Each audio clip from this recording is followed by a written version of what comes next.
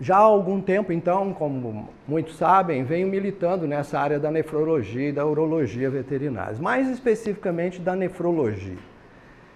E venho convivendo e vivendo e vivenciando muitos momentos que eu sinto que muitos colegas que encaminham para o nosso atendimento especializado, alguns de seus pacientes, poderiam estar resolvendo essa situação.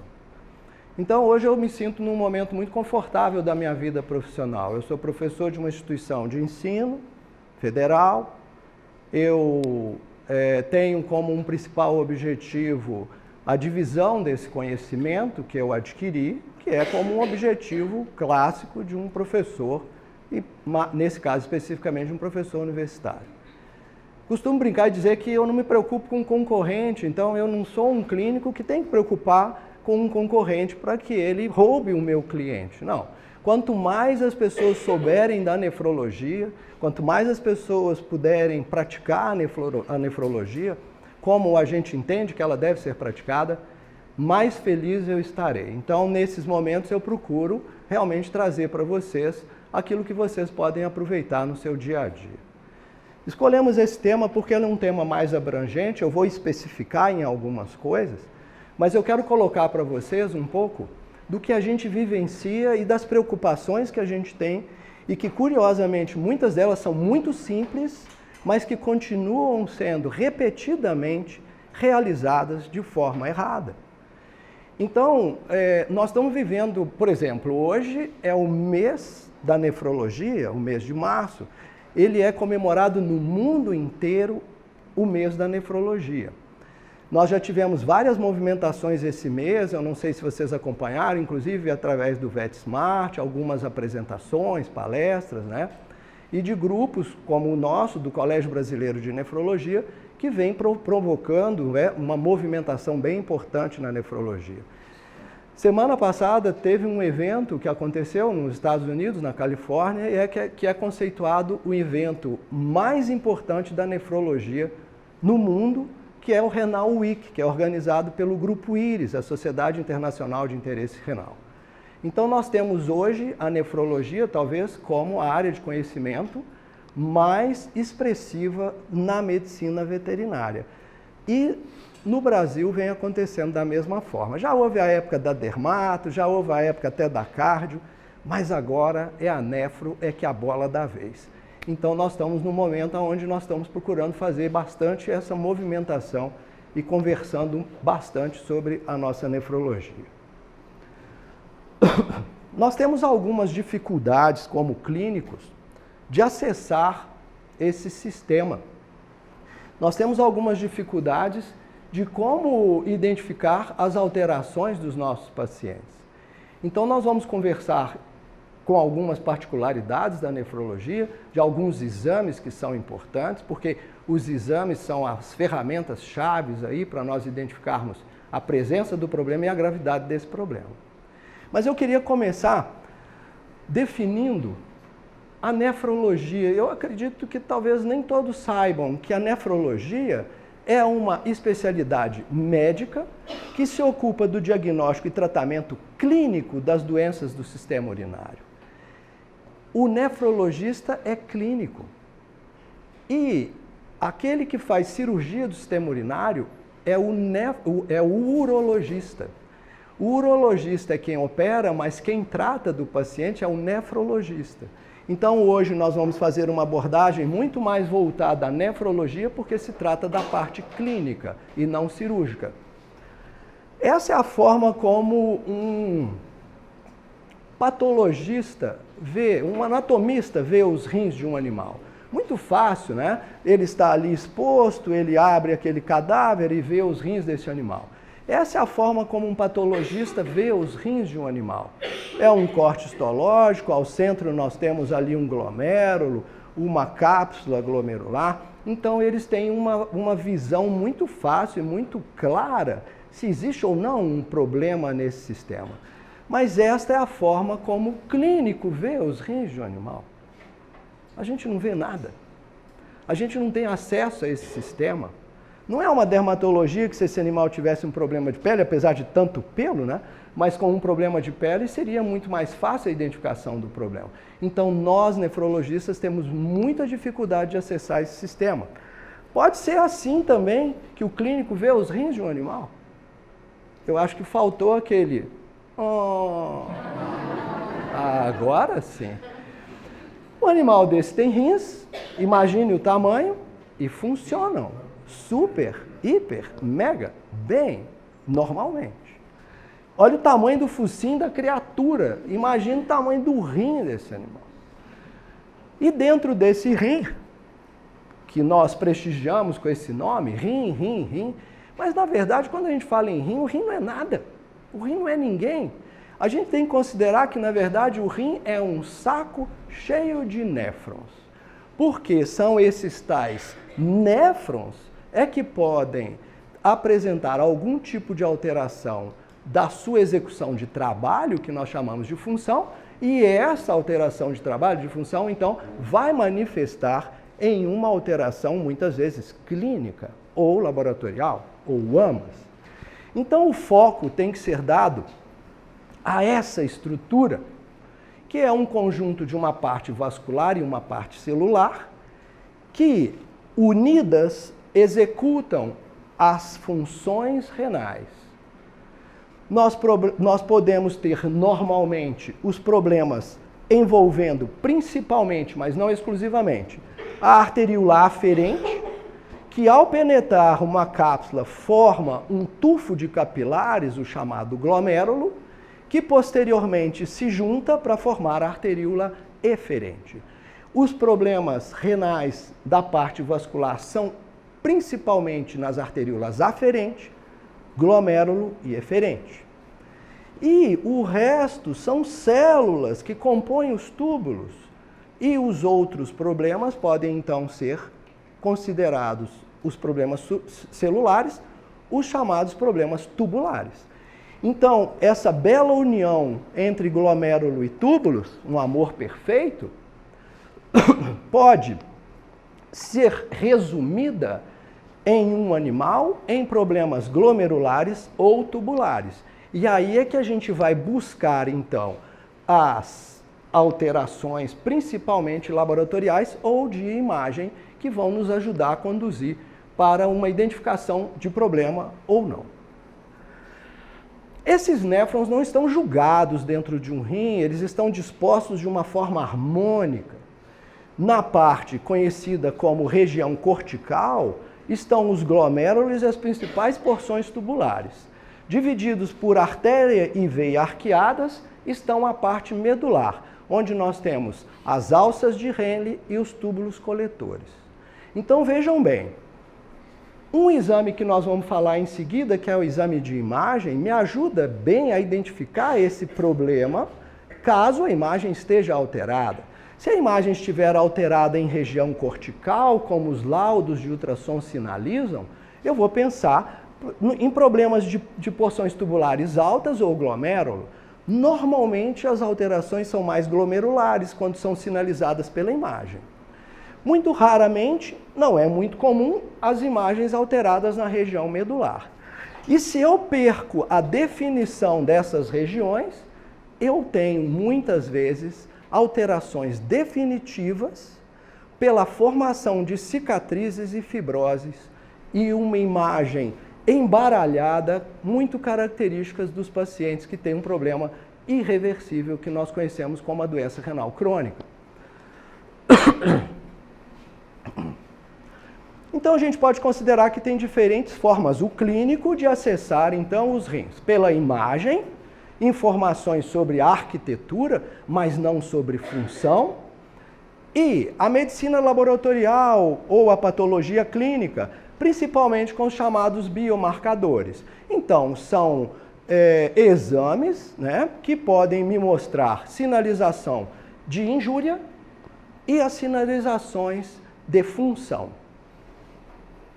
Essa é uma imagem muito bonita, eu gosto muito dessa imagem, me foi oferecida por um grande amigo, o Euler Fraga, de um rim muito bonito, muito bem apresentado sobre a imagem, mostrando aqui, clara e nitidamente, a preservação da região cortical, das regiões medulares, aqui apresentadas nesse tom de cinza mais escuro, e a gente vê uma regularidade do órgão e ecogenicidade preservada. Fixem os olhos nessa imagem e observem a próxima imagem. A gente percebe, né, comparando essa com essa, uma alteração com irregularidades, as regiões medulares mal definidas, a parte da região cortical com um tom de cinza mais claro, sinalizando aqui sinais de uma doença renal crônica. Observem a próxima. Esta região aqui é o rim de um animal. E aqui nós temos a perda da definição entre as regiões cortical e medular, sinalizando com evidência uma doença renal crônica. Só que a imagem me fala sobre alteração morfológica, mas não me fala sobre função. Este rim feio pode estar funcionando melhor do que este rim um pouco mais bonito, entre aspas, com uma alteração menos expressiva do que o outro. E essa era uma realidade. Este animal era um paciente nosso, portador de doença renal crônica, desde muito cedo, de muito novinho, que nós identificamos como uma possibilidade de se tratar de uma displasia renal. Ele tinha função renal ainda preservada, mesmo com a imagem significativamente alterada. Então, nós estamos vendo uma possibilidade de verificação e identificação de alteração morfológica, mas ainda não chegamos nas funções. E falando nelas, nós podemos resumir as funções renais em 3 funções clássicas. A filtração, muito associada à excreção, a reabsorção e a secreção. Os glomérulos permitem, então, a eliminação de um plasma rico em substâncias, e muitas delas boas e outras ruins, que ao seguirem o trajeto dos túbulos, que vão organizar uma bagunça deixada pelos glomérulos, vão absorver substâncias e, ao mesmo tempo, secretar algumas outras. O resultado deste mecanismo de filtração, reabsorção e secreção promove a formação de um líquido que nós conhecemos como a urina. A urina, então, é o resultado de um plasma que foi filtrado, modificado, desidratado e que passa a receber o nome de urina. Os rins, quando estão funcionando normalmente, esse mecanismo ele é muito organizado e nós nem percebemos. Isso está acontecendo em todos nós aqui e nós não estamos nem percebendo que isso está acontecendo. Melhor assim, né? Porque se a gente começar a perceber é porque é sinal que a gente está com algum problema acontecendo. Bom, esta sinalização, observem bem, é de função. Nós temos marcadores, resultados de exames que podem nos ajudar a compreender se as funções renais estão preservadas ou não, desde que a gente observe alterações desses resultados. Se tiver problema, obviamente, se não tiver, nós podemos talvez considerar até que não existe alterações nas funções. Os principais marcadores são a ureia, a creatinina, o hemograma, o exame de urina clássico, a urinálise ou uranálise, a medida do fósforo sérico, do cálcio iônico e da medida do SDMA, que é a dimetilarginina simétrica, que é um método que vem sendo proposto e estimulado por ser muito sensível da excreção renal. Esses são marcadores clássicos e típicos de função. Quando a gente considera função renal e a gente percebe alterações de exame sinalizando alterações de função renal, infelizmente, nós estamos normalmente em uma situação tardia, em uma situação onde um percentual muito importante de néfrons está comprometido.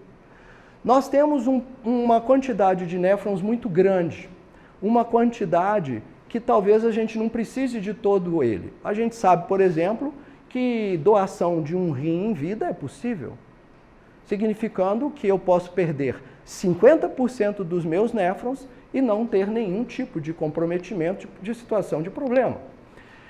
Só que quando essa perda aumenta, quando ela atinge os seus 66% a 75%, as funções já começam a se mostrar alteradas. Só que quando eu identifico, então, a alteração de função, eu já estou com uma perda muito alta. E isso pode significar uma perda que eu não tenha mais controle sobre ela. Nem toda perda é definitiva, nem toda perda ela é uma condição de perda de controle. Muitas perdas são transitórias e reversíveis, desde que eu consiga identificá-la e tratá-la a tempo. Bom, visto que os marcadores de função são marcadores tardios, muitas vezes vem se discutindo, então, os marcadores de injúria, que são marcadores das agressões que muitas vezes são responsáveis pela insuficiência.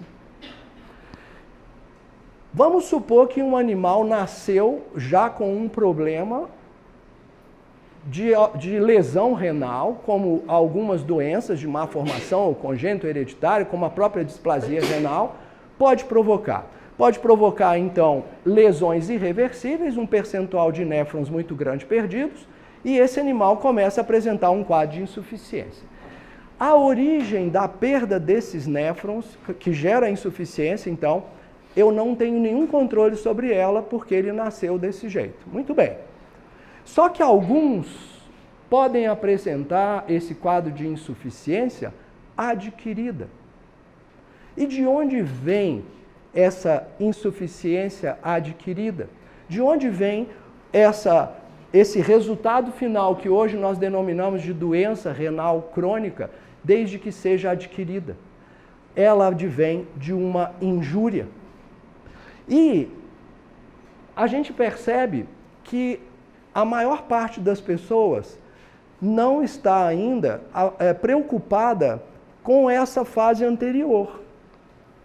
Muitos têm um animalzinho, paciente, recebe novinho para as primeiras vacinas, realiza as primeiras vacinas, num dado momento da vida ele está ali com os carrapatos, apresenta então uma doença, uma erliquiose, por exemplo, passado o tempo uma piometra, daí um tempo uma doença periodontal grave e vira um doente renal crônico. Oh, coitadinho dele! Virou doente renal crônico. Que coisa triste, que coisa chata. A gente tem que entender que muitos episódios que acontecem são geradores de injúria renal. Muitas dessas injúrias são resolvidas e tudo volta como era antes, mas muitas injúrias causam a destruição de néfrons. Destrói um pouco com uma doença, um pouco com outra e tudo, ao somar os néfrons restantes, eles são insuficientes para a realização das funções. E aí, então, o animal se torna um insuficiente renal. Bom, já há algum tempo a gente vem se preocupando, então, com sinalizadores de injúria. E já existem bons sinalizadores de injúria. Basta o olhar clínico. Não precisa de sofisticar muita coisa. Então, nós vamos comentar sobre os exames básicos da insuficiência e fazer a nossa observação, assim como os da injúria. E lembrar que a injúria pode se tratar da parte maior, principal, escondida, e que muitas vezes o animal não apresenta nenhum tipo de manifestação clínica. Por ele não ter manifestação clínica, não significa que ele não tem um problema. Só para a gente ter uma ideia de que são sinalizadores de injúria, nós temos o próprio ultrassom, é um sinalizador de injúria, a presença de proteína na urina, cilindros na urina, a relação proteína-creatinina urinária, a presença de enzimas na urina, a alteração de amilase sérica, do fósforo sérico, da albumina, a hipertensão sistêmica, a taxa de filtração glomerular e o SDMA. Então, a princípio, esses são exames que podem nos contribuir e ajudar para a identificação dessas injúrias.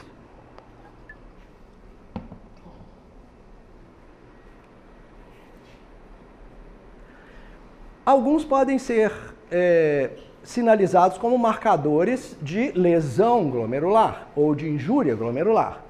Todos esses que eu falei, de alguma forma, podem se alterar e podem trazer essa informação de injúrias ou lesões glomerulares. Já os tubulares são um pouco mais específicos. O ultrassom pode ajudar, a presença de proteína na urina, de cilindros e principalmente das enzimas na urina contribuiriam como uma sinalização de lesões tubulares. Então a gente vê que a gente tem muito mais marcador de lesão glomerular do que de lesão tubular propriamente dita. Uma alteração comum na nossa clínica é a doença renal crônica. A sua identificação se baseia principalmente por uma alteração morfológica renal, que facilita muito quando está presente, e por alterações de exames que sinalizam alterações de função, indo desde as alterações de ureia e creatinina, de um hemograma apresentando uma anemia, de outras alterações, como a própria presença de proteína na urina, de uma densidade urinária diminuída. Então, esses são exames clássicos que vão sinalizar para você a presença da doença renal crônica. Ela pode ser definida como lesão renal irreversível. Então, se eu vejo lesão renal irreversível, eu já posso dar o diagnóstico de doença renal crônica. Aquela imagem de ultrassom que eu mostrei daquele rim com muita alteração, que a gente chama de perda de definição de regiões cortical e medular, é o rim de um doente renal crônico. E este rim pode apresentar, e normalmente apresenta, uma perda progressiva das funções. A doença renal crônica tem uma característica de que, após instalada, ela tem um caráter progressivo. Se um animal tem uma doença renal crônica hoje, um estágio inicial, amanhã ele terá a doença no estágio mais avançado. E com o passar do tempo, há uma piora. E muitos morrem cedo por causa disso. Então, identificar a doença renal e sinalizar o estágio em que essa doença está é muito importante. Foi proposto pela Sociedade Internacional de Interesse Renal, conhecida como IRIS, o que a gente chama do estadiamento, ou a classificação da doença renal crônica. Normalmente, ela é estadiada, então, em 4 estágios, estágio 1, 2, 3 e 4, e que é classificado de acordo com a gravidade. E como que você faz para estadiar? Você precisa de identificá-lo como doente renal crônico, ter certeza, né? A imagem, como eu disse, é um importante sinalizador, e a partir daí, com o valor de uma creatinina sérica de um animal estável, hidratado e em jejum 8 a 12 horas, você pode, com o valor dessa creatinina, estadiar esse paciente. Essa proposta do estadiamento é encontrada no site do Grupo IRIS, que é iris-kidney.com, kidney de rim, né, em inglês. E vocês podem achar lá dentro, nessa parte de guidelines, de acesso livre, sem necessidade de login, sem necessidade de pagar absolutamente nada, vocês têm toda essa proposta do Grupo IRIS para o estadiamento da doença renal crônica. E isso vem sendo respeitado há muito tempo, né, pelos médicos veterinários, e nós, da área da nefrologia, sempre trabalhamos com esse estadiamento da doença renal crônica. Então, existem, dentro deste documento, uma forma, que a gente, é um guidelines, né, uma diretriz de como você lida com o doente renal crônico em cada estágio. Quais os exames que você deve fazer? Quais as propostas de tratamento para cada alteração que surge à medida, então, que são identificadas, ok? Essas propostas de diretrizes, elas são o que a gente pode considerar de maior respeito dentro dos trabalhos que foram realizados para chegar neste ponto. Esse grupo é extremamente rigoroso. Eles compõem hoje, o Grupo Íris, os professores e os médicos veterinários de maior expressão da nefrologia no mundo. E eles têm realmente, vamos dizer, uma forma muito correta de oferecer, então, essas propostas, né, como uma diretriz como essa da doença renal crônica. E com base nisso, vocês podem ter, então, uma melhor maneira de lidar com esse paciente. Nós temos aqui uma situação que é muito difícil dentro da medicina veterinária, mas eu entendo que é a melhor forma de nós lidarmos com os resultados dos exames dos nossos pacientes. O médico veterinário deve conhecer um pouco sobre a técnica da realização do exame, pelo menos para ter uma noção.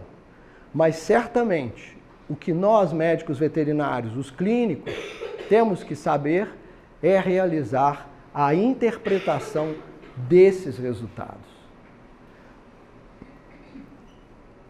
Lá na nossa instituição, na minha escola, muitas vezes eu sou abordado por colegas ou mesmo por residentes para avaliar um paciente, para discutirmos sobre algum tipo de paciente. Às vezes a abordagem é feita no corredor, às vezes é feita na minha sala, às vezes é no setor da internação ou num consultório.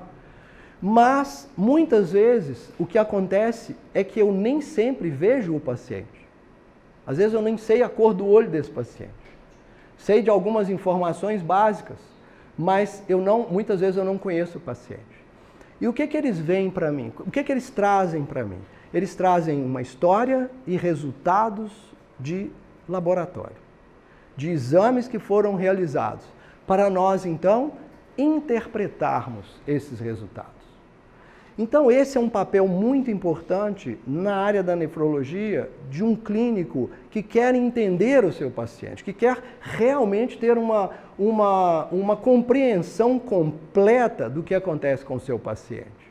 E existem algumas variações que devem ser levadas em conta, porque essa interpretação, nós vamos ver, normalmente não é de um exame, mas é de um conjunto de exames.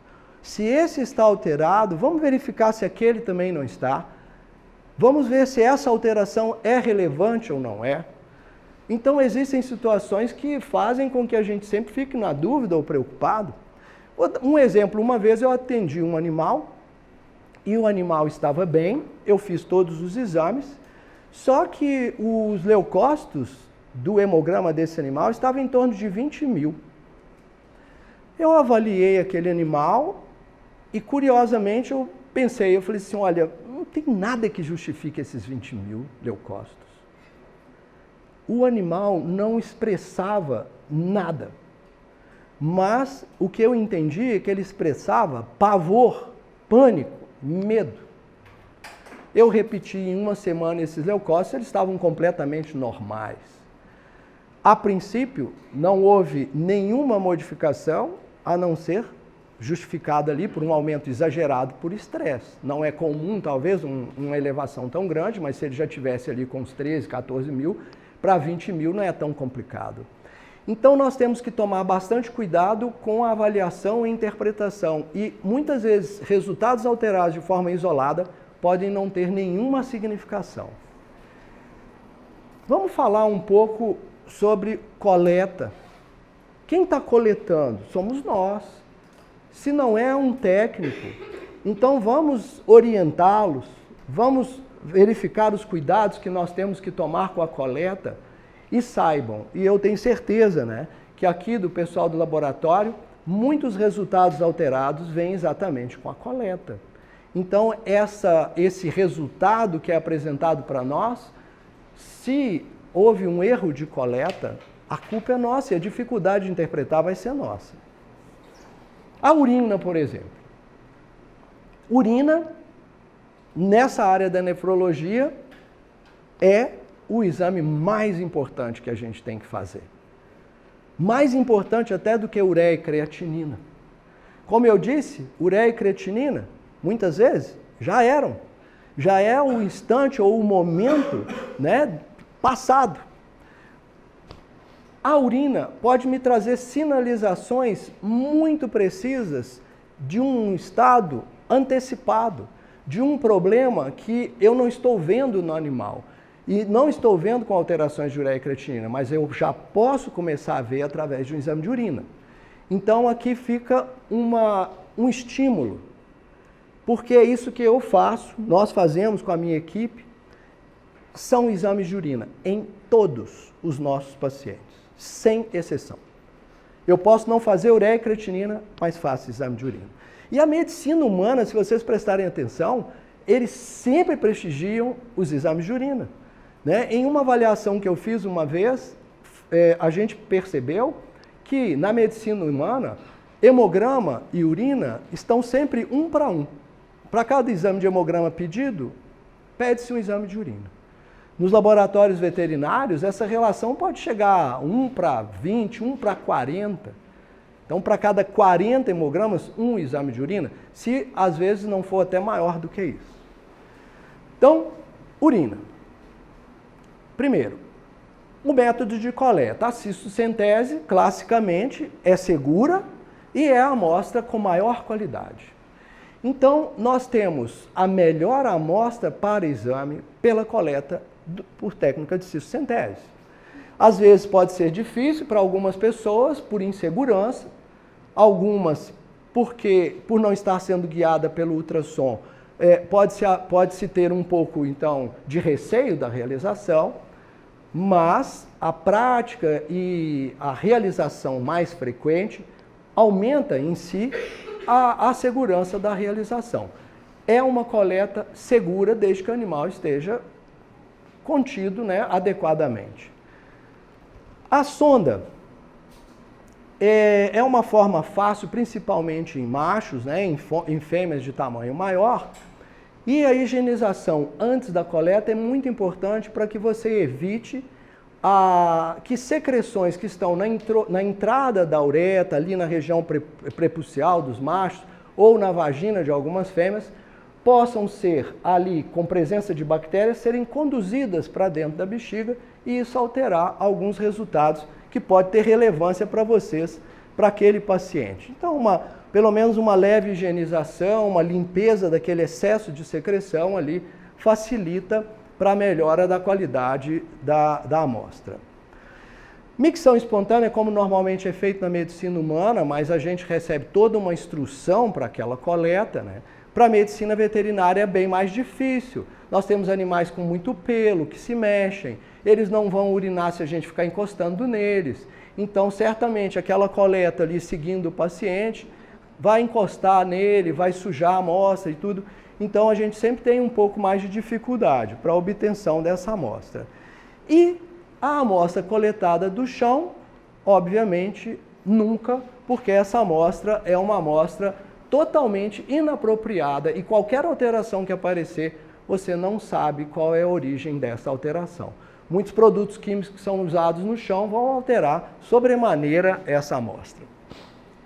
Então, uma cistocentese clássica com depilação e higienização da área. Vocês podem, a partir do momento que coletarem a urina, já podem, para aquelas urinas que vão ser destinadas à cultura e antibiograma, já podem ser cultivadas no próprio consultório, né? A urina é colocada já em meio de cultura, seguindo critérios e rigores ali de uma área mais estéril, tá? Ela pode ser conservada em frascos com ácido bórico também, que é uma possibilidade, principalmente, como eu disse, para os exames bacteriológicos. A amostra de urina, eu dependo de um tempo entre a coleta e a realização do exame para a obtenção de um resultado muito preciso dessa urina. Na nossa instituição, por exemplo, nós temos um sistema informatizado, onde eu acabo de coletar e aviso o laboratório que a amostra foi coletada. Ela é armazenada em geladeira imediatamente, é recolhida pelos técnicos, em cerca de 1 a 2 horas ela é processada. Então eu não tenho tempo de geladeira dessa amostra praticamente, e todos os elementos compostos nessa amostra estão o mais próximo possível de como estavam no interior do animal. Então eu não tenho modificações de pH que atrapalham muito em amostras armazenadas por tempo longo, que tendem à alcalinização, e isso pode provocar inclusive desfazimento de cilindros. No nosso hospital, por exemplo, muitos dos resultados que eu recebo que tem cilindros, já vêm com a apresentação dos cilindros. Então isso me ajuda muito na interpretação dos meus resultados. Muito cuidado com o uso de diuréticos. Teve uma vez que eu recebi uma paciente, que a densidade urinária estava em 1,010, e esse animal tinha sido, inclusive, identificado como doente renal crônico e tinha sido prescrito, inclusive, medicamentos para tratamento de doença renal crônica, como para controle de proteinúria, por exemplo, como os inibidores de ECA. E aí eu investigando, conversando com essa proprietária, eu falei com ela que eu iria, ela era do interior, e eu tenho muita dificuldade às vezes, porque vem gente do interior, por exemplo, eu trouxe aqui porque está com infecção urinária, viajou 300 quilômetros com o animal. Eu falei, então nós vamos coletar uma urina para fazer exame. Mas você vai coletar urina, professor? Eu falei, vou. Nossa, na hora que ela chegou aqui, ela estava com muita vontade de fazer xixi, ela fez muito xixi. Assim, viaja 300 quilômetros para eu fazer uma avaliação de infecção urinária e deixa o animal urinar, né? Eu vou estar achando que, né, como é que eu vou fazer uma avaliação desse paciente? Então, por exemplo, essa pessoa estava com pressa e aí faltava um pouco para a cistocentese, porque o volume era muito baixo. E aí eu apliquei um pouco de diurético e monitorando com ultrassom para fazer aquela coleta rápida, para eu não diluir muito a urina, né? Para eu poder fazer a cultura antibiograma. Muito bem. Na hora que eu fiz aquilo, que eu falei que eu ia fazer aquilo, ela falou, o veterinário que atendeu ela antes, que deu esse diagnóstico de doença renal crônica, ele fez isso também.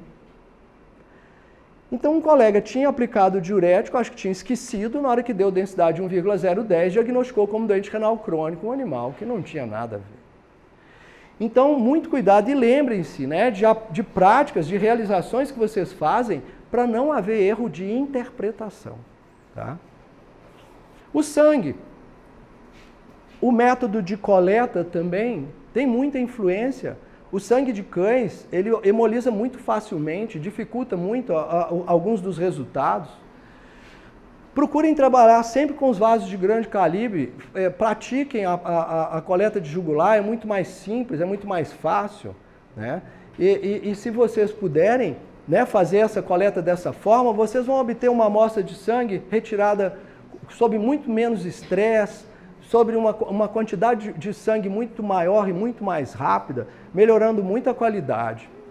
Essa hemólise é muito fácil, é muito simples de acontecer, né? Principalmente de coletas difíceis, de vasos, de veias, né? Como a radial, por exemplo. E lembrem-se, jejum alimentar do seu paciente para coleta de exames e cuidado com os animais desidratados. Lembrem-se que um animal desidratado está com baixo volume hídrico em essencialmente 3 compartimentos: o volume sangue, o volume espaço intersticial e célula. Então nós temos um animal com déficit hídrico, e quando o déficit está obviamente presente também no sangue, nós vamos ter então um animal com menos plasma, com menos água no plasma. E essa quantidade de água reduzida concentra as substâncias. Então, na hora da realização do exame, eu posso ter valores superestimados e que podem fazer com que eu imagine ou pense que eu tenho um animal com algum problema. Com certeza, vocês já em algum momento coletaram sangue para um hemograma e todos os valores estavam acima da normalidade. Aí muitas pessoas dão um nome muito bonito dizendo que é uma hemoconcentração. Não, isso não é hemoconcentração. Isto é, coletou na hora errada. Porque com o resultado de hemograma em hemoconcentração, você rasga o papel e joga no lixo, porque aquilo não serve para nada, você não tem como interpretar aquela situação. Então, bastante cuidado, né? E procurem, quando um animal chega desidratado na tua clínica, ele precisa que você, de forma disciplinada, organizada, ofereça a ele o que ele precisa. Então, se ele está desidratado, primeiro ele precisa ser reidratado. Óbvio, você tem que saber se ele pode ser reidratado, né? Porque um animal, por exemplo, com hematócrito muito baixo, você pode matar ele numa reidratação. Então, tudo isso você tem que ser feito com disciplina, com organização. E quando você repõe a quantidade hídrica perdida, aí sim você tem um momento mais apropriado para coleta e interpretação. Não se esqueçam disso, porque é isso que vocês têm que fazer, interpretar. E a interpretação vai, então, desde esse início aqui. Verificação dos valores. Tem uma coisa que nos facilita, que é faixa de normalidade. Eu pego um resultado de exame, creatinina, vai de meio a 1,5. Está em 1, está dentro da faixa de normalidade. Está em 2, está fora da faixa de normalidade. Para isso, saber se um número está dentro ou fora da faixa de normalidade, até uma criança de 7 anos é capaz de fazer isso. Não precisa de formar, estudar tanto para dizer se está fora ou dentro da faixa de normalidade. Então, nós aqui vamos usar desse resultado e verificar o que esse resultado significa para aquele paciente. Vou passar alguns exemplos interessantes de interpretação de resultados para que a gente, então, entenda aonde que é a preocupação que a gente deve ter. Então, é muito mais do que um simples número no papel. O que significa esse resultado? Ele tem algum valor verdadeiro? Ele tem alguma influência sobre algum outro fator? Como eu comentei, desidratação e jejum. Nunca que se esqueçam, da hora que for coletar, qual é o cenário? Qual é a situação? Qual é a possibilidade de interferência? A coerência desses valores? Esse valor, de forma isolada, ele pode ter relevância, mas de forma conjunta, quando eu observo outros, ele realmente está coerente? Será que pode ter algum tipo de pode ter havido algum tipo de interferência? Vale a pena eu repetir esse exame? Misture os resultados. Aqui é que é o agradável, aqui é que é o prazeroso da interpretação. Então, eu tenho um resultado de urina que mostra a presença de proteína, eu tenho um resultado de bioquímica sérica que mostra uma diminuição de albumina. Então, eu verifico se isso tem relevância, se isso é perda de albumina na urina. Então, eu vou brincar com esses resultados. Eu vou fazer, então, um jogo e uma correlação entre esses resultados. Interprete os números, então, e correlacione-os a outros que você está realizando. Vamos fazer um comentário rápido aqui sobre ureia e creatinina, que são clássicos. Então, vamos lá. A ureia é um catabólito oriundo da transformação de nitrogênio em amônia e, posteriormente, em ureia. É uma substância que é eliminada pelos rins e que sofre uma certa alteração na sua eliminação. A creatinina é um catabólito oriundo de proteínas musculares. São substâncias, então, eliminadas quase que exclusivamente pela urina e facilmente medidas pelo sangue. Então, gente, é como se fosse um padrão, né? Quero avaliar a função excretora? Ureia e creatinina. Descobriram que é barato, tem relação com a excreção, tem sentido a sua avaliação, se estão aumentados, refletem, na maioria das vezes, alterações renais. Mas existem alterações extrarrenais. Reabsorção tubular acontece para a ureia, pode chegar até 50% da sua excreção. E a produção pode sofrer influências, então, extrarrenais, como a dieta, catabolismo, febre, infecções, estresse, que podem aumentar os valores de ureia e não terem nada a ver com o rim. É uma substância que tem uma característica de toxicidade, principalmente pelo seu composto amônia, que pode causar uma série de complicações no organismo. As concentrações séricas de ureia, então, podem estar elevadas horas após a ingestão de proteína, daí a importância do jejum para o exame. E o catabolismo, como eu disse, febre, estresse e infecção pode aumentar as concentrações. E elas podem estar diminuídas em doenças hepáticas. A ureia é produzida no interior das células hepáticas. E caso você tenha algum tipo de doença hepática, ela pode sofrer interferência. Esses números são os que nós praticamos no nosso hospital para os valores de normalidade de ureia e creatinina. Os valores de normalidade variam muito entre os laboratórios. A creatinina não sofre reabsorção tubular e ela é muito usada mesmo na medicina humana, apesar de ser um exame muito simples. Ela é muito respeitada como um avaliador da filtração glomerular. Ela tem uma produção constante e varia com a quebra muscular.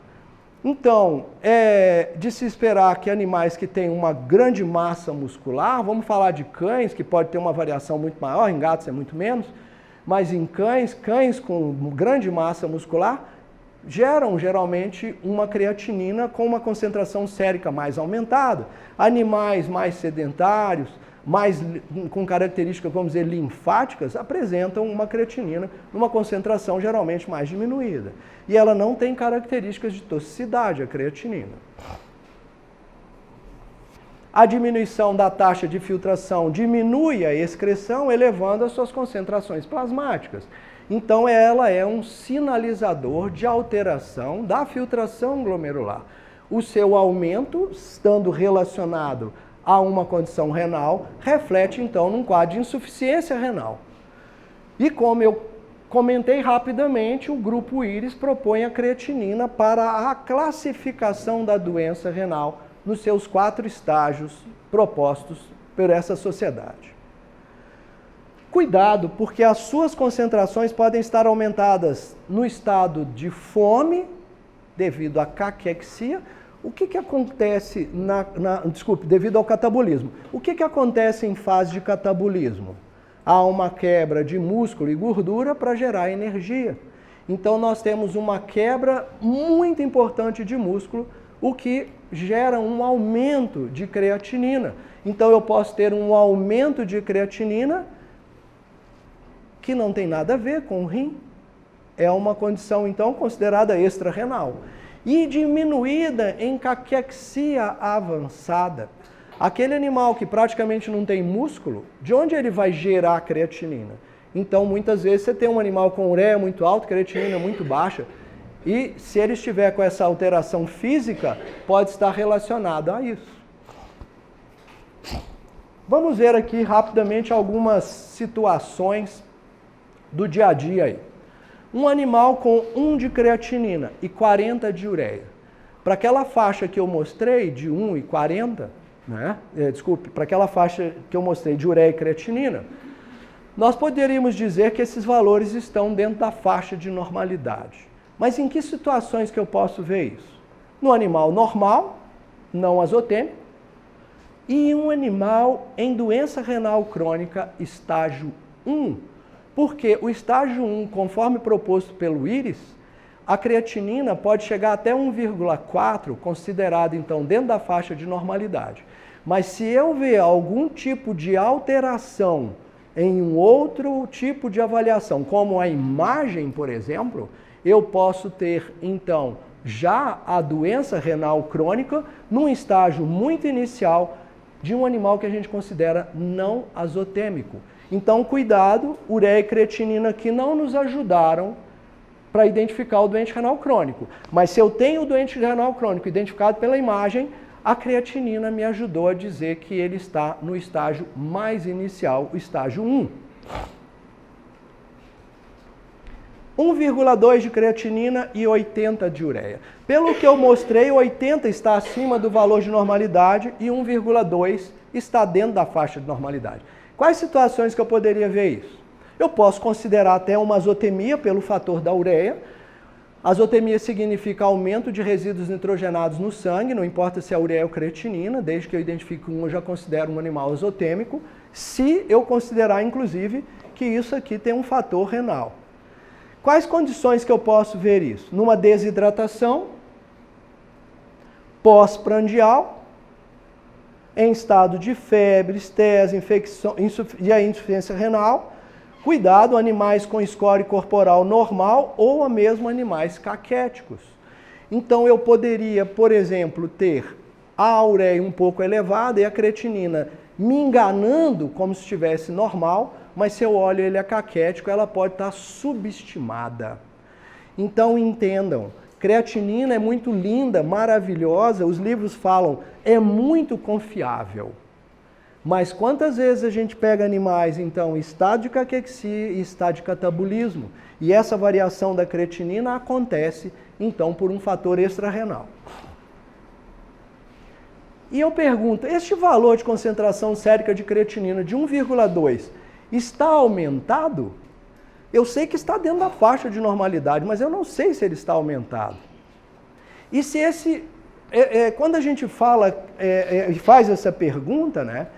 E se eu tivesse a possibilidade, em exames sequenciais, observar que o animal tem um comportamento ou um valor de creatinina, e de repente esse valor de creatinina dobra, mesmo dentro da faixa de normalidade, isso já é considerado uma perda de pelo menos 50% dos néfrons.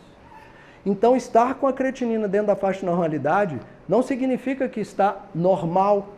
Então, por exemplo, se esse animal tivesse meio de creatinina e de repente ele passasse para 1,2, e se ele tivesse 60 de ureia e passasse para 80, mesmo que o 1,2 esteja normal, esse 1,2 é mais do que o dobro do que ele tinha. E aí eu só vi o extrapolamento da ureia, eu só vi que a ureia saiu da faixa de normalidade.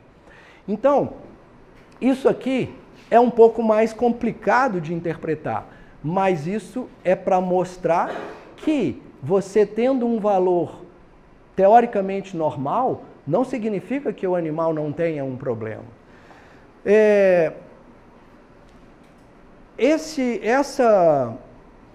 Essa interpretação, né, ela é possível em algumas situações em que você tem um acompanhamento mais preciso de um paciente. E principalmente os doentes renais crônicos que você vai acompanhando e aí você vai verificando a mudança desses valores, né? Então isso é possível em alguns pacientes mais específicos.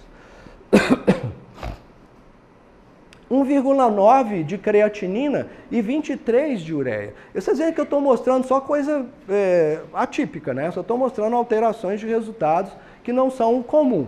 Porque muitas vezes lá no nosso hospital eu sou chamado exatamente para fazer isso, só para interpretar, né? Então a gente tem que lembrar que não é só o rim, muitas vezes, que está envolvido no resultado. Então a creatinina está aumentada e a ureia, inclusive, curiosamente, está muito baixa.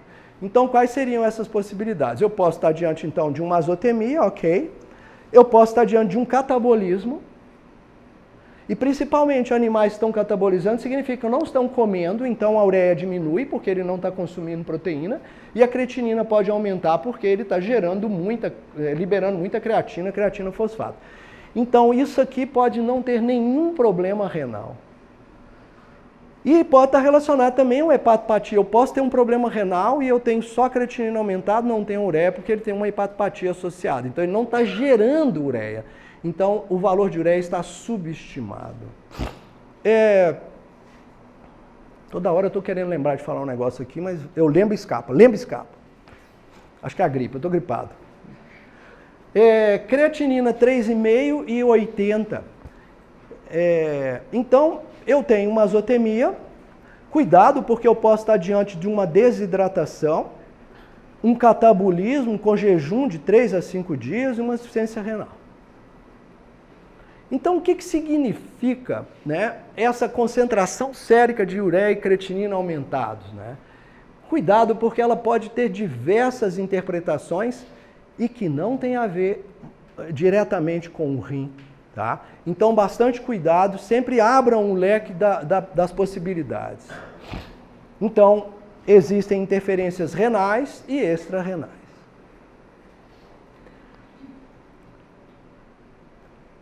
Eu espero que vocês todos, a partir de agora, prestigiem o exame de urina. Eu posso dizer para vocês que hoje é o exame mais importante que eu faço. A gente ouve muita coisa interessante, a gente vê, por exemplo, pessoas que pedem ressonância magnética, mas não pedem exame de urina. Esses dias eu estava conversando com um colega e nós estávamos conversando sobre o SDMA, e ele virou para mim contando, né? Ele falou assim, eu fui abordado por um colega que me questionou que ele pediu um SDMA de um paciente dele e o SDMA estava aumentado. E aí o meu colega virou e falou assim, mas e a creatinina, que valor que está? Ele falou, não, mas eu não pedi não, eu só pedi o SDMA. Não tem relevância, não tem importância e não tem como você usar daquele resultado para uma interpretação. Não dá para escolher um. Não dá para você realizar exames, então, sem dando a verdadeira importância daquele e de outros exames associados. Lembrei o que eu queria falar. Muitas vezes eu vejo que pessoas que querem fazer uma avaliação renal pedem só o exame de creatinina. Só o exame de creatinina pode não te dar a informação que você precisa para aquele paciente. Vocês viram que eu mostrei sempre ureia e creatinina e variações entre eles, né? Mostrando alterações de um, mostrando alteração de outro. E vocês veem que é muito interessante fazer o uso dos dois e fazer o olhar crítico. O olhar crítico é muito mais do que um número no papel. Eu não faço muita coisa diferente, como muitas das vezes podem achar. Só que, às vezes, eu me preocupo com alguns detalhes que são importantes. Talvez eu tenha estudado um pouco. O Afonso Eduardo, eu não ouvi aquele papo. O que ele estava falando? Ele falando que eu estou velho, é isso? O que foi que... Da idade do público. Idade do público? Eu não sei o que ele falou. Ele falou, referiu a mim? Ele falou que assim, você fez doutorado, terminou o doutorado em 97. Uhum. Ele não tinha nascido ainda. Pois é, olha só. Imagina. Esse negócio de data, gente, isso não dá certo. Não pode pôr data nas coisas. Eu fiz um doutorado, foi só isso. Não tem que ficar pondo data. É um número. Então, a idade é um número no papel, não tem importância nenhuma. Então, aí, ó, né, nem sempre a idade tem importância, né? Assim como nem sempre o número que está no papel tem importância, né? Então, gente, é isso que a gente tem aprendido, vamos dizer, no nosso cotidiano, no nosso dia a dia. Eu tenho muito poucas ferramentas para identificar o meu paciente e saber da gravidade do problema, da existência ou não do problema, da gravidade do problema, e ele precisa de mim para saber o que eu tenho para oferecer por ele. Nós, na medicina veterinária, na área da nefrologia, estamos crescendo, evoluindo de uma forma onde começam a surgir informações muito importantes. Nós estamos num momento muito delicado, inclusive do ensino. Vocês acham que é fácil falar sobre algum tema, algum assunto? Não é, não. É muito difícil. É muito difícil você construir um momento como esse e tentar discutir, conversar com um grupo como vocês, para mostrar a vocês todas as dificuldades que existem e tudo o que a gente deve nos preocupar. E essa área da nefrologia, eu tenho percebido que as pessoas estão preocupadas com um ou outro ponto, mas precisam de abrir um pouco mais o leque, precisam de verificar um pouco mais das coisas que elas estão acontecendo. E aqui eu estou chamando a atenção de pontos muito básicos, iniciais, que eu sinto que muitos têm tido um pouco de dificuldade de começar. E por isso eles não conseguem ir muito além e muito adiante, né? Então vamos falar de um exame que foi inicialmente realizado por Hipócrates há 2.400 anos atrás. 400 anos antes de Cristo, Hipócrates já fazia a avaliação da urina, interpretando o problema, o paciente, com as alterações que ele via macroscopicamente, cor, odor, sabor. Tá bom. Há um tempo atrás não se avaliava diabetes experimentando a urina? Para ver se ela estava doce? Ou pondo formiga perto, né? Dava algo assim, dava o dedo e lambia. Tá vendo?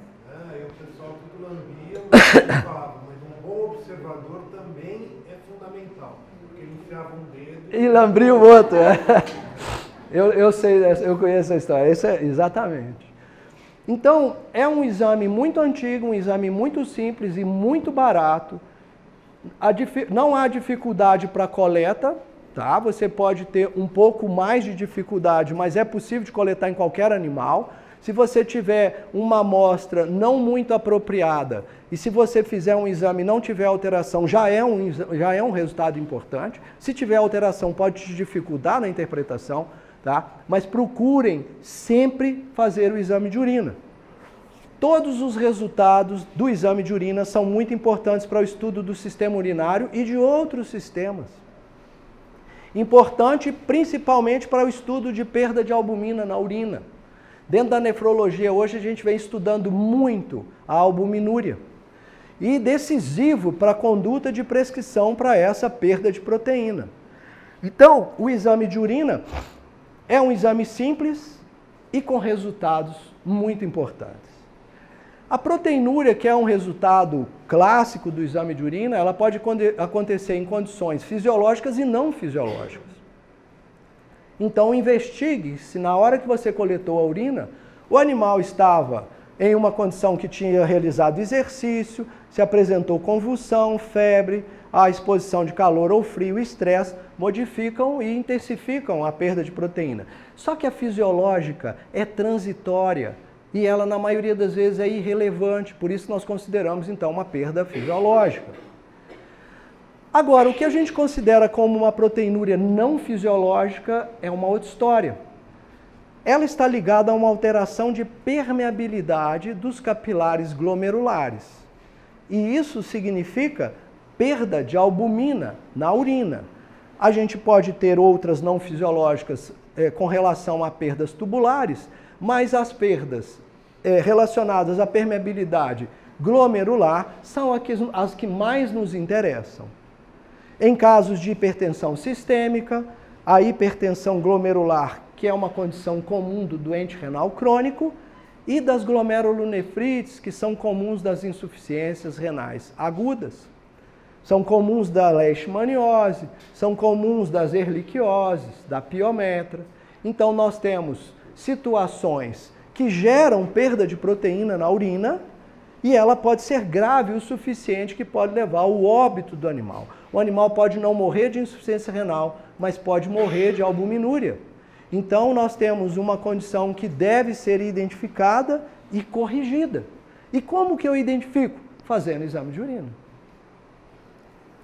No exame de urina, nós temos a apresentação clássica em traços, uma cruz, 2 ou 3 cruzes, que significa, em geral, uma perda de traços até 20 mg por decilitro, que é considerado normal, uma cruz em torno de 30, 2 em torno de 100 e 3 em torno de 500 mg por decilitro. Então vejam que a medida de proteína na urina é uma concentração. Urinas alcalinas. Pacientes medicados com penicilina, cefalosporina, sulfas, ou que receberam um contraste radiológico, podem ter uma proteinúria falso positiva. Porque o que me interessa na medida de proteína na urina? É saber se ele está perdendo albumina. É isso que me interessa, porque isso eu tenho que corrigir. O resto, muitas vezes, é interferência, ou são outras proteínas que não têm relevância clínica. Mas a albumina eu tenho que identificar e tenho que intervir. Se estão presentes hemácias e células inflamatórias, que eu vou ver mais pela análise de sedimento, eu posso ter uma proteinúria falso positiva para albuminúria. Eu tenho uma interferência no resultado devido a sangue e piócitos. Então, isso pode provocar proteinúria e não ser albuminúria. Esse exame deve ser reavaliado preferencialmente depois de um animal ser tratado para uma infecção urinária, por exemplo, porque a presença de proteína na urina nas infecções urinárias são muito comuns, exatamente por causa de interferência. Se você tratou, ou se a primeira amostra de urina que você pegou apresentar proteinúria, e a amostra de urina, vamos supor que você pega uma urina do animal, está tudo lindo e maravilhoso, e tem só proteinúria. Ou se você tinha uma urina muito alterada, tratou, repetiu, está linda e maravilhosa, mas tem proteinúria, isso significa, a princípio, albuminúria e deve ser melhor investigado. E esse melhor investigado hoje, a gente vem propondo que seja melhor quantificado pelo exame de relação proteína-creatinina urinário, também conhecido como RPC, ou a sigla em inglês UPC. E isso vai nos dar com mais precisão a quantidade de proteína e ele é um pouco mais específico para a albumina. A relação proteína-creatinina é o resultado da divisão do valor da concentração sérica de proteína na urina, concentração de proteína na urina, dividido pela concentração de creatinina na urina. O resultado dessa divisão é um número adimensional, sem unidade, porque a matemática nos ensinou que eu vou cortar as unidades quando eu divido um número pelo outro que tem a mesma unidade. Então eu tenho esse número adimensional e, como a gente viu, o valor máximo aceito de proteína na urina, sendo como 20 mg por decilitro, e um valor médio pela distribuição em compartimento da creatinina, em média a gente tem 120 mg de creatinina na urina. Se eu divido 20 por 120, eu obtenho o valor de 0,17. Daí vem que se considera que em cães e gatos, valores até 0,2 é considerado normal. Então ele vem da divisão do máximo de proteína pela média de creatinina. Então a gente tem esse número 0,17. Aqui é o ajuste fino desses resultados. Se a relação proteína-creatinina for menor do que 0,2 em cães e gatos, indica que nós temos uma perda de proteína normal na urina. Ok. Se for, ou se estiver entre 0,2 e 0,5 em cães, 0,2 e 0,4 em gatos, indica um ponto de corte. Mas, cuidado, não negligenciem ponto de corte. Se você tem uma proteína creatinina urinária em ponto de corte, mas se você já tem uma sinalização, por exemplo, de uma albumina sérica diminuída, isso tudo pode ter muita relevância. Ponto de corte significa pode ou não ser proteinúria. Se ela estiver maior do que 0,5 em cães e maior do que 0,4 em gatos, necessita mais investigação. Agora, o que significa necessita mais investigação? Se você medir ureia e creatinina estiverem aumentados de um animal que estiver com essa proteína, essa relação baixa, já precisa ser tratado. É proteinúria e albuminúria. Então vocês veem a importância e vocês veem que esses números são muito delicados. E os laboratórios têm que ter muito cuidado, inclusive, para liberar os resultados, porque são resultados que exigem uma observação técnica muito importante. Há possibilidades de algumas alterações de resultado, porque ele exige algumas contas, algumas diluições, e isso pode provocar, às vezes, até alguns resultados que são liberados com alguns erros e que muitas vezes é um erro simplesmente de algumas contas que são feitas para realização desse exame. Eu digo isso e coloco, vamos dizer, a mão à palmatória, que já houve casos no próprio nosso laboratório da escola de liberação de exames com alguns erros, principalmente por causa da creatinina, tá? Então não é incomum e não é uma falta, vamos dizer assim, numa condição, vamos dizer, extremamente grave. É grave, mas né, poderia ter sido evitado.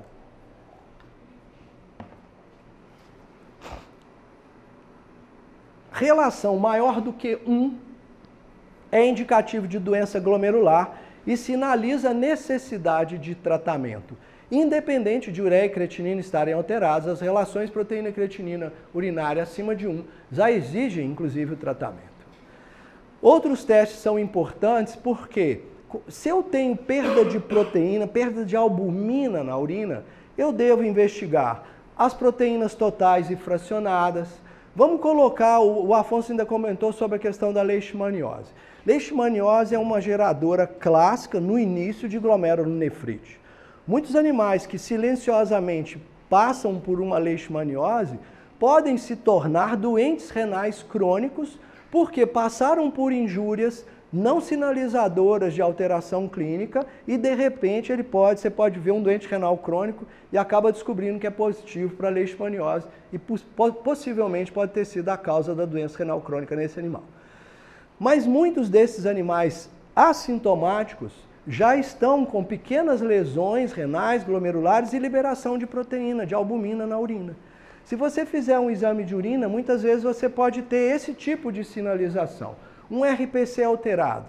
E aí, quando você investiga, você pode observar na fração de proteínas uma albumina diminuída e às vezes uma globulina aumentada.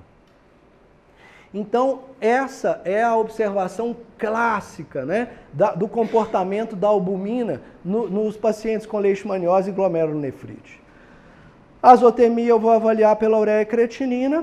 O colesterol é interessante porque se ele perde muita albumina, o colesterol aumenta, é uma reação do organismo, produção de lipoproteínas. As enzimas hepáticas, para saber se esse fígado está realmente normal para a produção, inclusive, de ureia. A proteína, inclusive, a albumina é produzida no fígado. Então, nós temos que lembrar que, muitas vezes, a diminuição de albumina não é por perda, é por má produção. Hemograma, pesquisa de doenças, aí vem o hiperadreno, infecções urinárias, as doenças felinas, leucemia, FIV, FeLV, PIF, PAF, PEF, PUF, doença de gato é assim, né? Só na base da sigla, né? Então vamos investigar tudo isso, porque são grandes geradores de glomerulonefrite.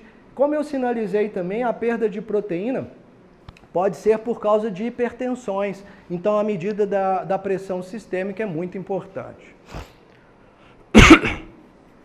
Quando um animal desse chega no seu consultório, você pensa em 1000 coisas. Aí você pensa em verminose, você pensa em mal de cuia. Vocês conhecem o mal de cuia, essa doença? Comer uma comida com baixa concentração de proteína, né? Comendo mal. Aí você pensa pode pensar até um problema cardíaco, um problema hepático. Mas aqui a gente tem que pensar numa outra possibilidade. Esse animal aqui, por exemplo, chegou para nós, no nosso hospital, com a história de ter sido mordido por um outro cão. 3 dias depois ele estava assim, com a face muito edemaciada. E ao investigar os exames, nós vimos que esse animal estava com um quadro conhecido como síndrome nefrótica. A síndrome nefrótica, ela é caracterizada por uma ascite ou edema, então a presença do sinal clínico é muito importante para o diagnóstico. E por que ascite ou edema? Porque há uma diminuição da pressão coloidosmótica intravascular. A pressão hidrostática sobressai, o líquido sai dos vasos e acumula em cavidades ou no espaço intersticial. E por que a pressão oncótica diminuiu? Porque ele está perdendo proteína na urina.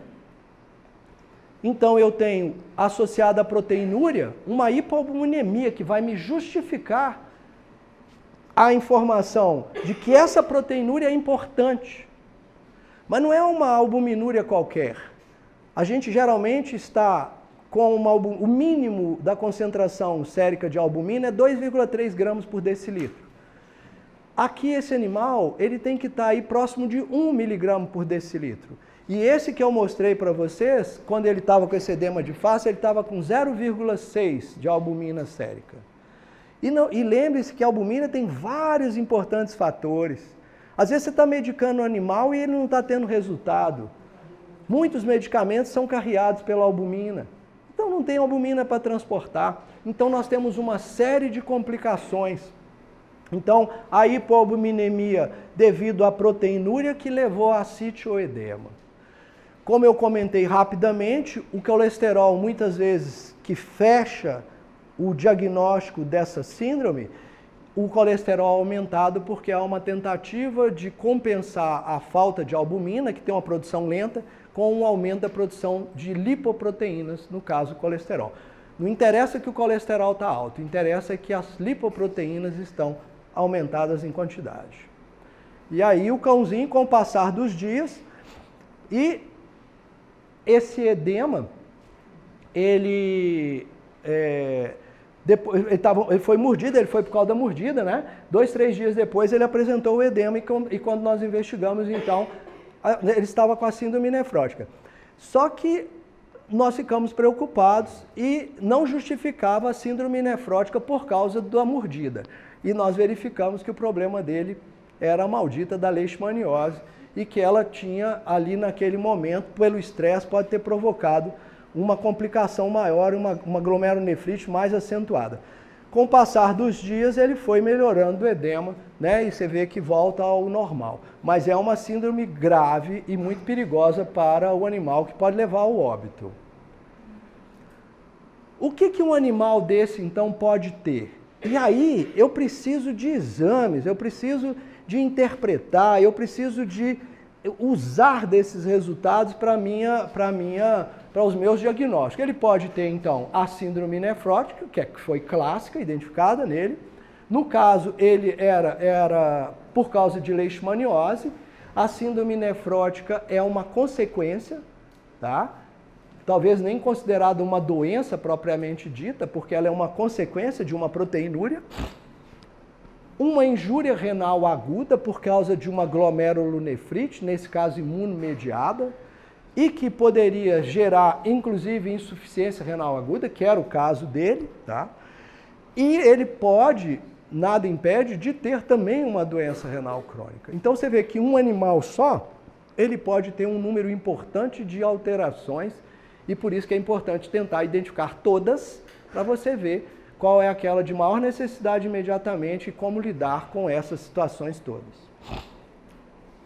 Quais serão os exames importantes? Então, uma urinálise avaliando a densidade, a proteína, os cilindros, o RPC, a albumina sérica, a globulina, a ureia e creatinina.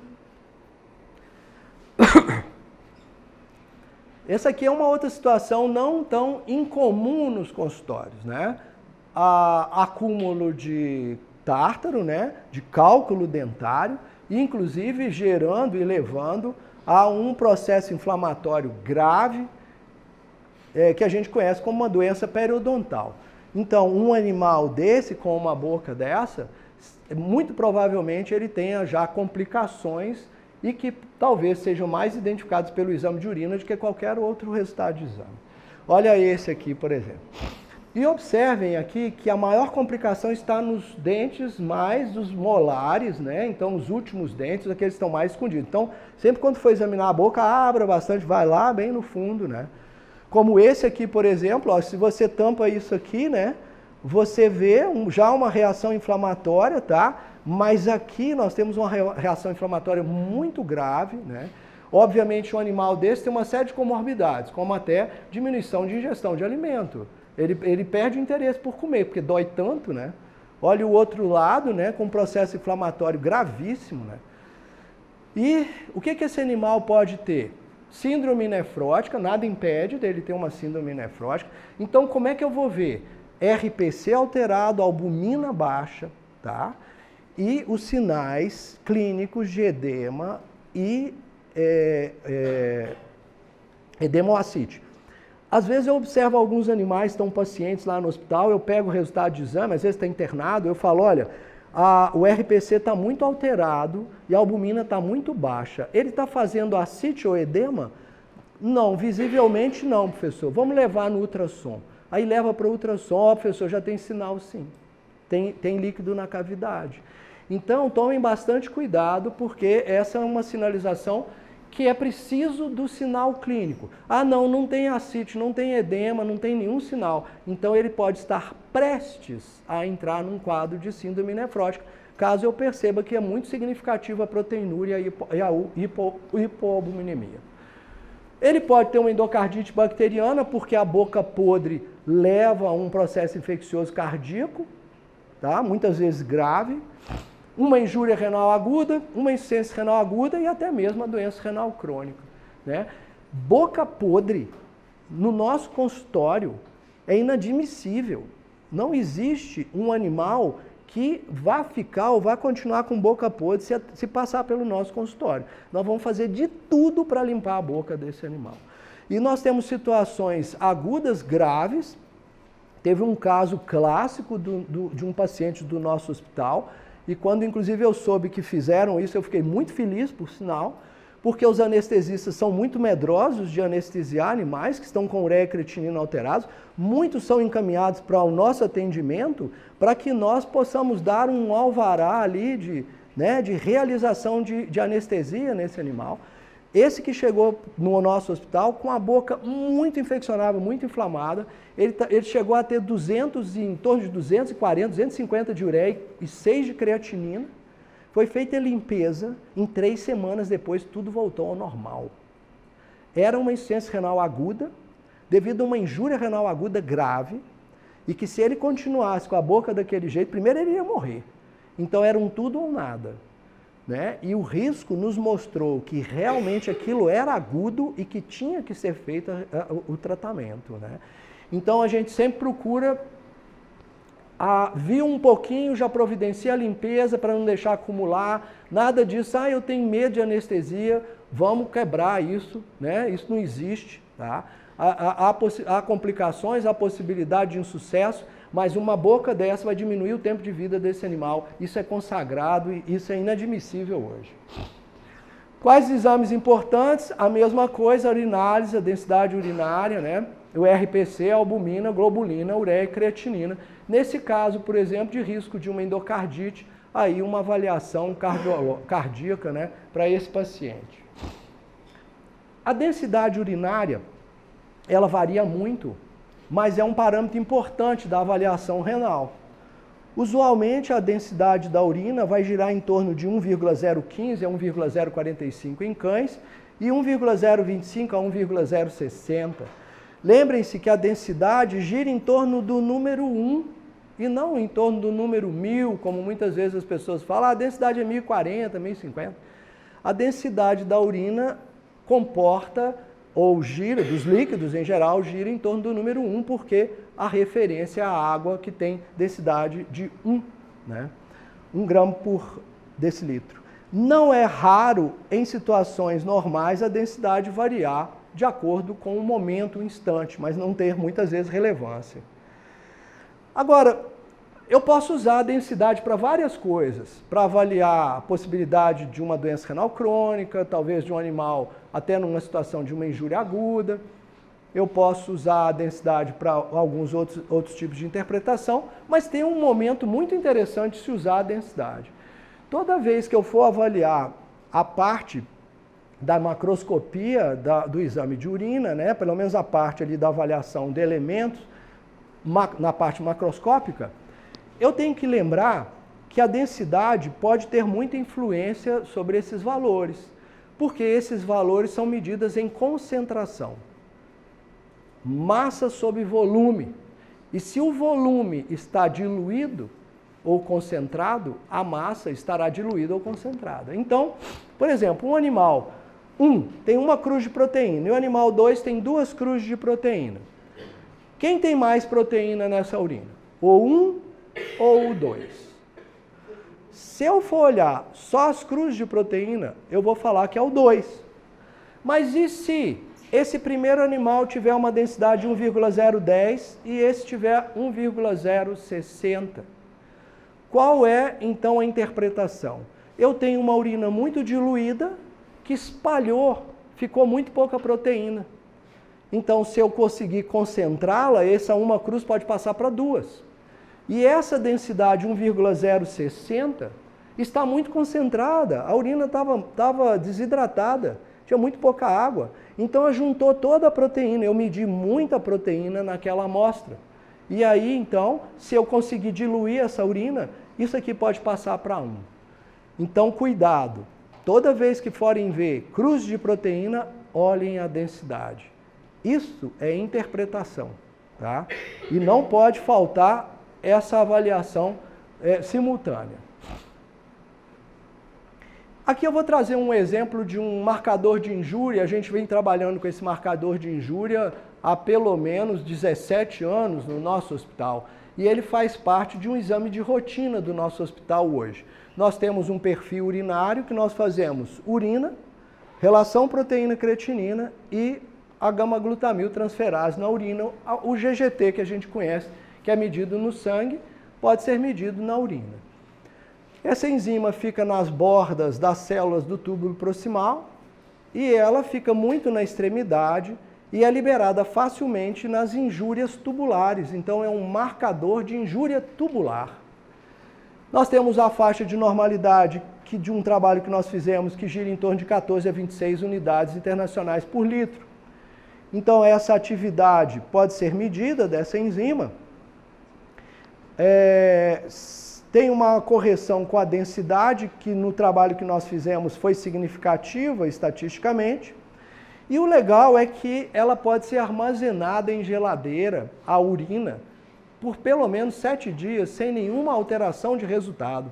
O que significa que a atividade do GGT na urina, ela é estável, armazenada em geladeira, temperatura em torno de 4 graus na temperatura de geladeira, tá? Então, você pode, não tem a necessidade, obrigatoriamente, igual um exame de urina comum, de você coletar e mandar rápido para o laboratório. Isso se você for medir só o GGT. Se você for medir a urina, você manda a urina mais rápido possível e peça o GGT associado. Pode pedir o RPC ao mesmo tempo. Então, olha que legal. A urina vai me dar um cenário mais completo. O RPC vai me falar sobre a possibilidade... Olha só, o que o RPC mostra principalmente? Albumina na urina. E quando a gente falou de albumina na urina, a gente falou que ela vem principalmente de alteração aonde? Glomérulo. Então, o RPC é um marcador de lesão glomerular e o GGT um marcador de lesão tubular. Então, eu consigo, com um simples exame de urina, né, uma avaliação um tanto completa sobre esse aspecto, inclusive de identificações de injúrias. Nós, no nosso hospital, nós utilizamos... Isso aqui foi um trabalho que nós fizemos, só para vocês terem uma ideia, foi apresentado numa conferência no Rio de Janeiro, onde nós induzimos insuficiência renal aguda em um grupo de animais para estudo, e nós verificamos que, após a indução, nós tínhamos, antes da indução, todos os valores normais. Após a indução, o GGT que eu mostrei para vocês, que gira em torno de 14 a 26, ele subiu para 317. Como a enzima está armazenada, o seu aumento é muito brusco, né? Porque é uma liberação de uma grande quantidade em um curto espaço de tempo. Então, ele subiu para 317, né? E aqui mostra que a ureia continuava na faixa de normalidade, em torno de 30, e a creatinina em torno de 1,12. 4 dias depois, ao medir novamente, nós vimos que o GGT passa para 80, diminuiu, porque a injúria não estava mais, não havia mais injúria, nós já tínhamos parado a injúria, então ele volta a diminuir, e aí sim que a ureia e a creatinina aumentaram. O que significa, então, esse resultado? Que nas injúrias tubulares, o GGT é um sinalizador precoce. Então, ele identifica a injúria E a ureia e creatinina, como marcadores de insuficiência, são tardios. Só quando o animal apresentou insuficiência renal é que então eu pude ver o aumento da ureia e creatinina. Como que você pode usar isso aqui numa prática? Você pode, por exemplo, ao medicar um animal com uma substância potencialmente nefrotóxica. Substâncias potencialmente nefrotóxicas geralmente são geradoras de injúria tubular. Então vamos supor que você quer usar, sei lá, vai tratar uma infecção urinária com uma gentamicina. Nossa, gentamicina, eu falo nisso até arrepio, altamente nefrotóxica. Não é tanto assim não, mas tem um potencial de nefrotoxicidade. Então você vai aplicando a gentamicina e monitorando com o GGT. Por exemplo, começa a aplicação. Você pode começar sem fazer o GGT, na suspeita de que o GGT está normal. Então você já economiza um exame. 3 dias depois, você mede o GGT. Qual é o valor do GGT? Ah, o GGT está em 50. Ótimo, está muito bom. Pode continuar. 3 dias depois ou 5 dias depois, quanto está o GGT? Ah, está em 100. Ora, o normal é até 26, está em 100, mas ainda está bom. Pelo trabalho que nós fizemos, nós avaliamos que o ponto de corte do GGT para uma injúria grave é em torno de 250 unidades internacionais por litro. Então, quando ele atinge um valor em torno de 250, a gente interrompe o tratamento, sob risco daquilo provocar insuficiência renal. Então, é um monitor muito interessante para as injúrias tubulares. Recentemente, vem sendo proposto um exame que é o SDMA, que é uma forma de ter com mais antecipação alterações da filtração glomerular. O laboratório que propõe o exame, que é a IDEX, esse exame é feito aqui também pelo Texas, né?